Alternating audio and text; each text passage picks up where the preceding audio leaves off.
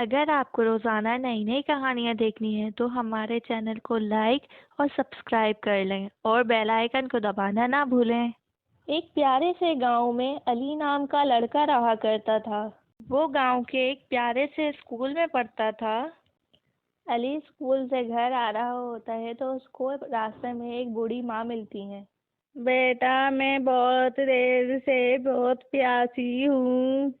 मैं बहुत दूर से चलकर आई हूँ।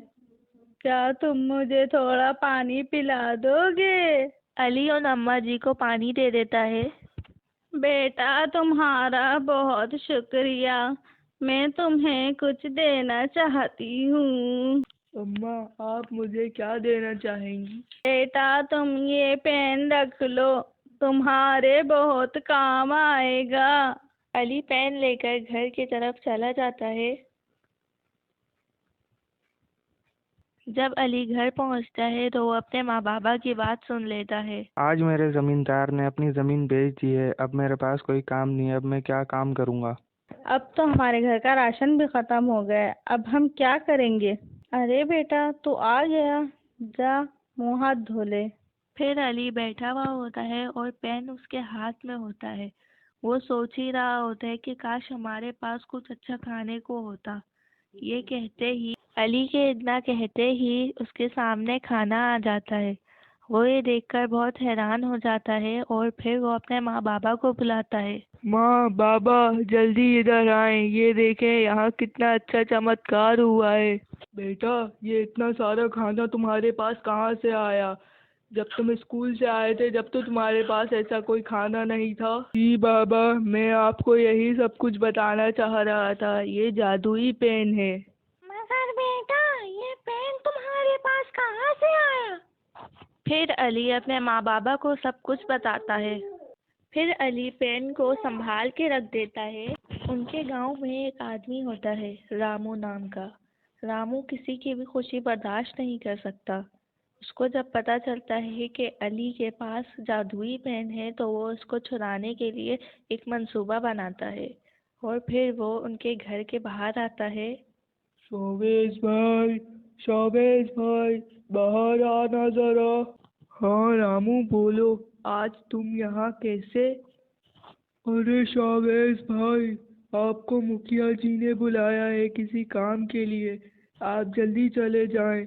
अली के बाबा बहुत खुश हो जाते हैं ये सोच के कि शायद मुखिया जी मुझे कोई नौकरी दे दें। फिर अली के बाबा मुखिया जी के पास जाने के लिए निकल जाते हैं और फिर रामू चालाकी से उनके घर में घुस जाता है।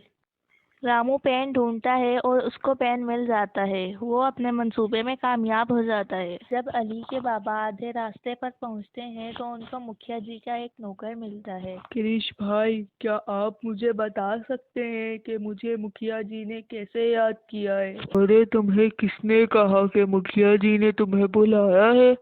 वो तो खुद 2 दिन से शहर में है। वो तो परसों आने वाले हैं। मुझे रामू ने कहा था कि मुखिया जी ने मुझे बुलाया है, इसीलिए मैं जा रहा था। रे रे रे रे, उसने तुम्हें पागल बना दिया। वो ऐसे ही बहाने करके लोगों के घर में घुस के चोरी करता है। ठीक है, फिर मैं जल्दी से घर चला जाता हूँ।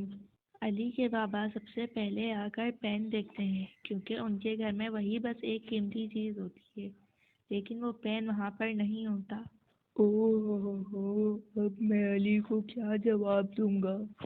जब अली के बाबा बाहर खड़े हुए होते हैं तो उनके पास उनका बहुत पुराना दोस्त आता है। अली के बाबा रवि की बात सुनकर बहुत खुश हो जाते हैं क्योंकि रवि उनके लिए एक अच्छी नौकरी लाया होता है। अली जब स्कूल से घर आता है तो बेटा, तुम्हारे बाबा की बहुत अच्छी नौकरी लगी है। अरे वाह बाबा, ये तो बहुत अच्छी बात है। क्या आप इस बात से खुश नहीं हैं? नहीं बेटा, मैं बहुत खुश हूँ। लेकिन वो जो तुम्हारा जादुई पेन था वो रामू ने चालाकी से चुरा लिया। ये बात सुनकर अली बहुत ज़्यादा परेशान हो जाता है। अली रामू के घर पहुंच जाता है। अरे अली, तुम यहाँ क्या कर रहे हो? रामू काका, आप मेरा वो पेन वापस कर दें जो आप मेरे घर से उठा कर लाए हैं। कौन सा पेन? तुम कौन से पेन की बात कर रहे हो? मैंने तुम्हारे घर से कोई पेन नहीं उठाया। अली वो पेन उसके घर में देख लेता है। रामू वो पेन अपने हाथ में उठा लेता है। मैं ये पेन तुम्हें नहीं दूंगा, तुम्हें जो करना है कर लो। अली ये सोचता है चलो अच्छा ही हुआ, अगर पेन मेरा नहीं तो पेन उनका भी नहीं रहा। फिर अली घर आ जाता है और अपने माँ बाबा के साथ हमेशा के लिए खुशी खुशी रहने लग जाता है।